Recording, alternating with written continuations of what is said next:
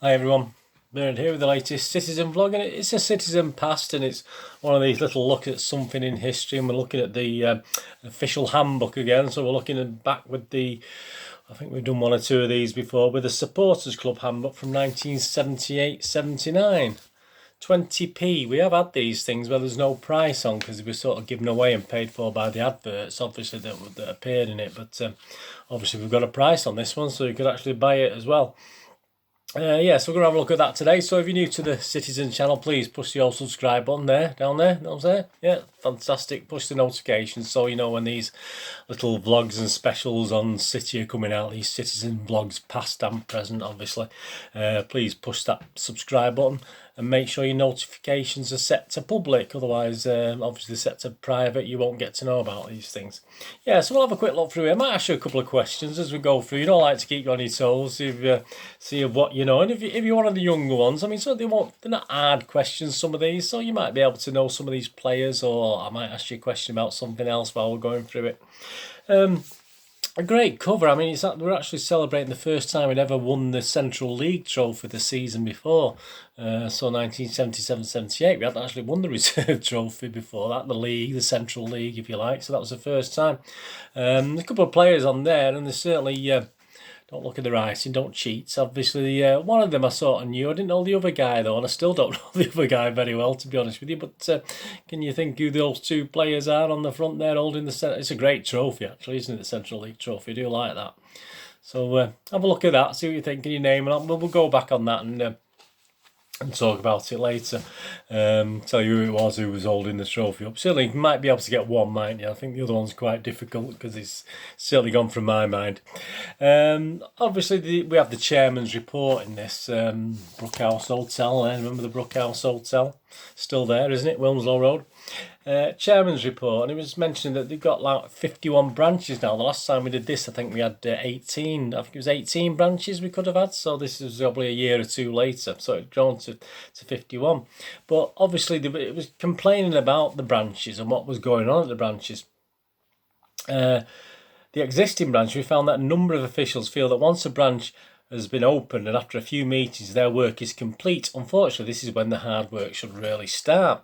Where branches have had over 100 to 150 people at their opening nights, we have found that due to lack of interest and effort by branch officials, after a few months only 6 to 10 people are attending branch meetings. Obviously it's the city's intention to concentrate on these branches and boost interest again by inviting special guests to meetings. So this is a time when players used to go regular, or ex-players used to go to these meetings. And interesting, they did point out, it's a funny thing, most of these problems only appertain to branches in the Greater Manchester area.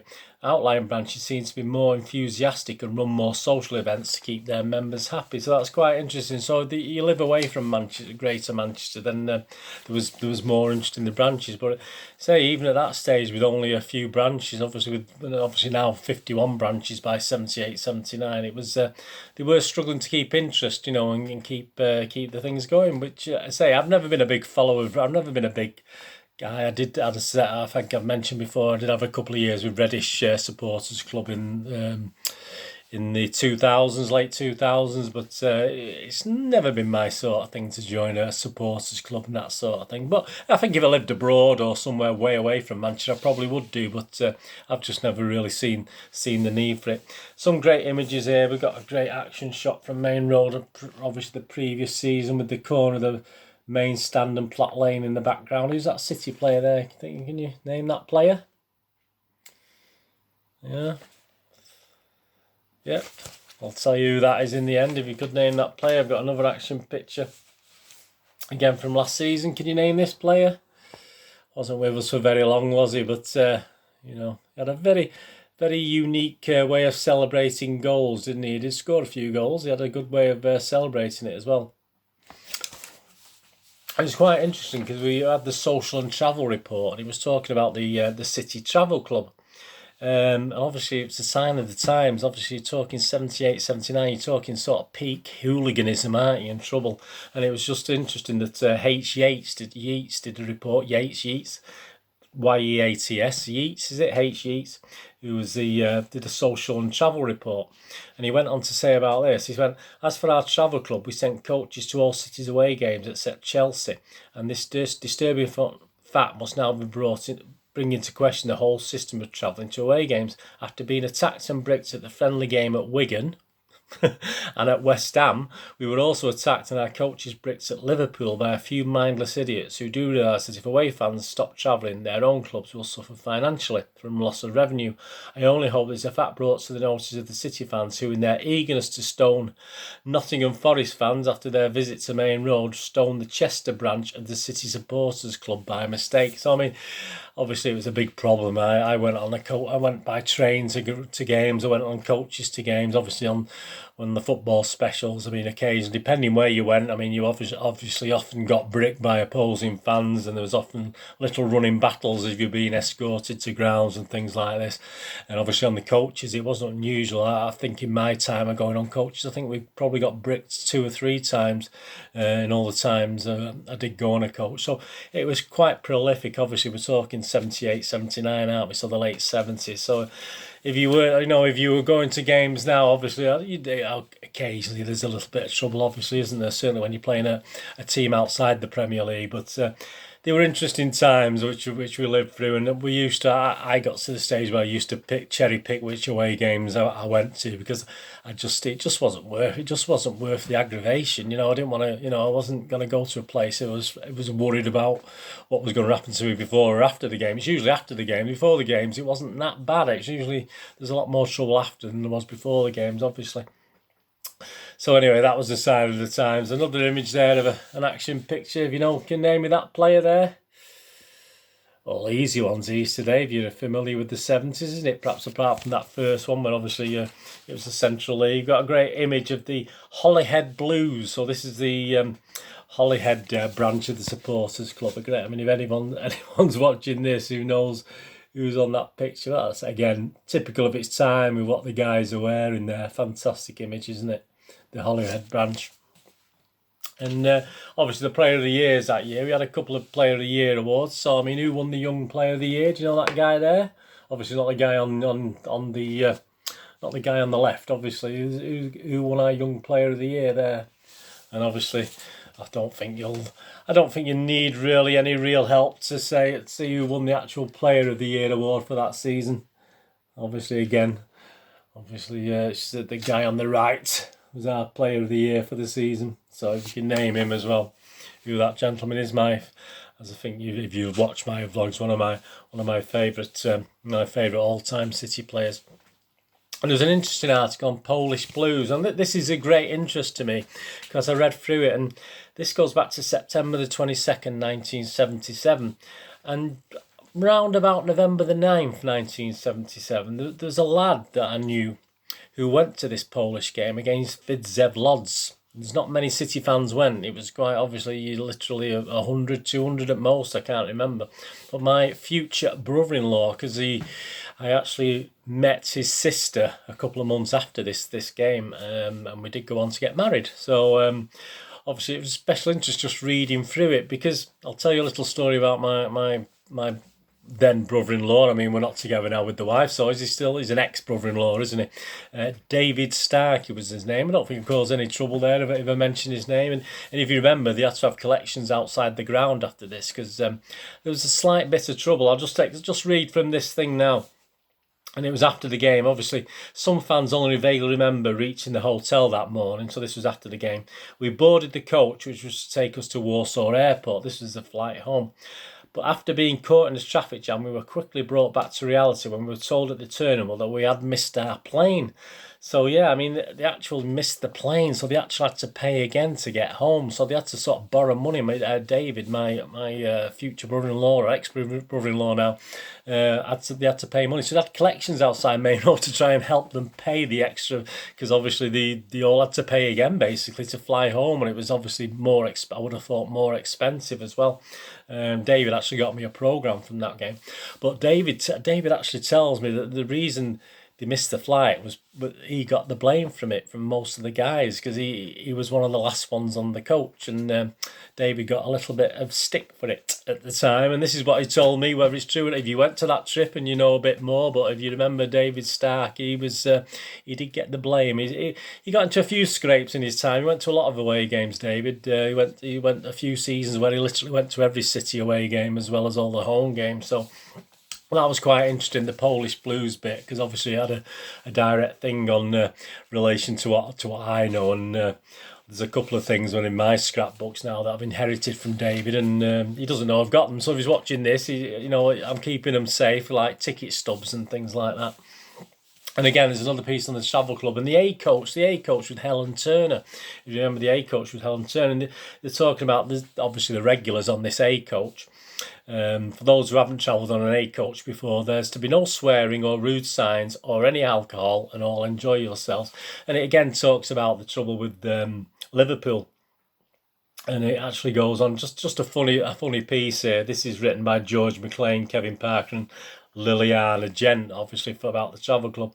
On the negative side, it isn't necessary to dwell on the bad points connected with away travel. The attacks on the fans and coaches at Liverpool and West Ham were disgusting. Yeah, West Ham wasn't a nice place to go either, but we are not a general rule. Yet, even in the midst of trouble, regulars can usually raise a laugh. For instance, as we left Liverpool, a name card was being passed around to raise funds for the travel club.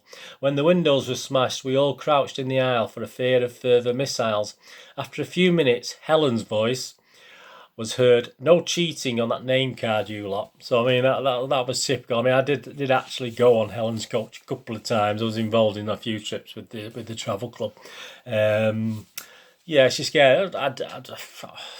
I respect what Helen did, but I wasn't a big fan of her personality and the person, to be honest with you. But I do respect her as a City fan, etc., etc. But she wasn't my favourite person. I was just I wasn't a trouble causer or anything like that. But I don't know. I had my opinion of Helen. I wasn't overly impressed, and but all credit to her. She was a real fan, wasn't she? Helen with the bell.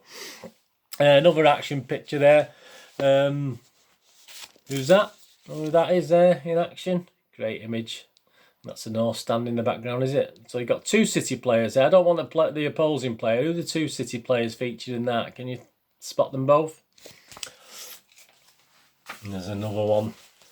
Again, on this guy who's talking about, I was talking about David Starkey before. This guy is supposed to be some sort of, this guy was a cousin, I believe, of the Starkeys as well. So again, I never verified that, but it was said that he was I don't think he was a close cousin. I think he was quite a distant cousin. But this guy here, I'm sure you know who that is, was also a cousin of David Starkey, and obviously my future wife and now ex-wife at the time. Yeah, so it's quite interesting, because obviously this is great. I'm not going to ask who that is. Obviously Joe Corrigan celebrating at Main Road there, fantastic. Sort of a regular we used to have was Miss Manchester City as well in the late 70s. So obviously features on that.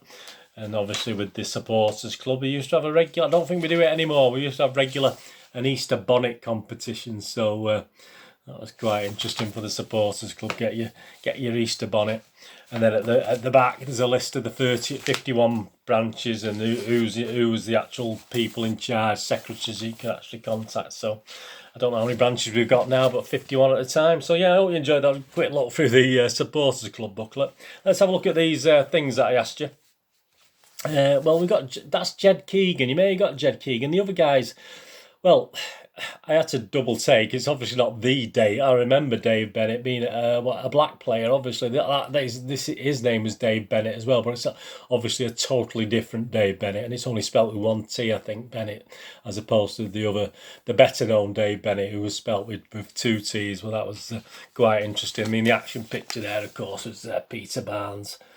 I say I just love those stanchions in the background of the old corner of the main road of the Platt Lane and the main stand. Absolutely fantastic. And that's the tunnel. When I first went to a football game, that was the tunnel I entered by. I used to sit in the Platt Lane with my dad in the 1965-66, and that's the tunnel I would have entered. I always entered, and we went up, went into that. So that's the tunnel we always would have entered in. So that's quite interesting. Nice memory, obviously. Of course, we got Mike Shannon. I'm sure you got that one. You got Mr. Gary Owen. I played a charity game at Main Road, and Gary Owen and Peter Barnes were the guys doing the with the managers of the two sort of teams, and Peter Barnes was sort of managing my team. We were having a chat, and obviously, but Gary Owen was getting quite getting quite hot and bothered when his team we slaughtered his team 10-3. But he wasn't very happy. Wasn't a very good loser, Mr. Gary Owen. Of course, that was shown that, didn't we? That's Dave Watson and Tommy Booth. You see there, Tommy Booth in the background. And the last one, the cousin, or a so-called distant cousin of David Starkey and Lynn Starkey, my former wife, was of course Paul Power, wasn't it? Get the image of that one.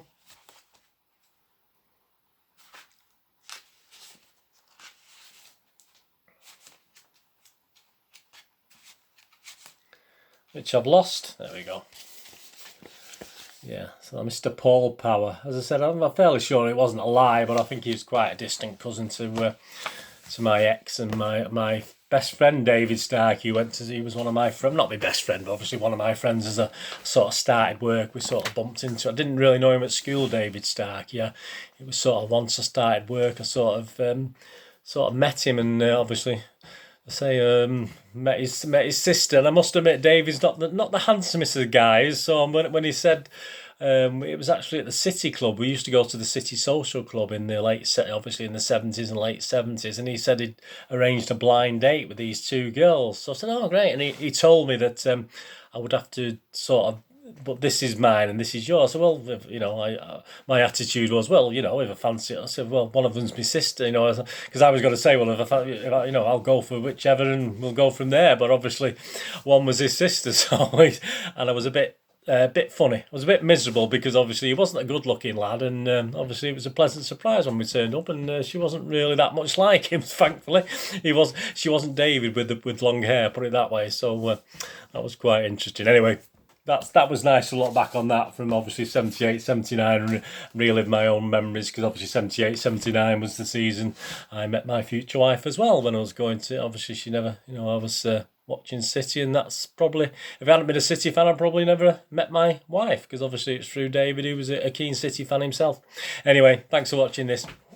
Please follow me on Twitter for all the latest news on City. And if you like films as well, films or TV dramas, I do vlogs and specials on that as well. So please follow me on Twitter at nostalgia_movie or at Charles Dineen, DINNW. Both accounts are linked. And I'm on Facebook at Burn Dineen with links to Movie Game, nostalgia.com, my little website for old and rare DVDs. Movie posters from the 1990s and 2000s, and old rare board games, the Waddington's board games, Parker's MB games, that sort of thing. So you can find time to have a look on Movie Game, nostalgia.com, my little website. Fantastic, thumbs up to you. Anyway, thanks for watching today. I'll be back with something else quite soon. A nice look back at some other brochure or magazine or paper or newspaper article or something that's piques my interest and brings back memories for me and you, hopefully, if you enjoy this. So as I say, hope you enjoyed it. Let me know in the comments below any thoughts of that area. Were you in Poland? Did you go to the Widzew Lodz game? Obviously, have you got a different story to tell to what David told me, that he got the stick for you missing your plane and costing all that money for the flight home?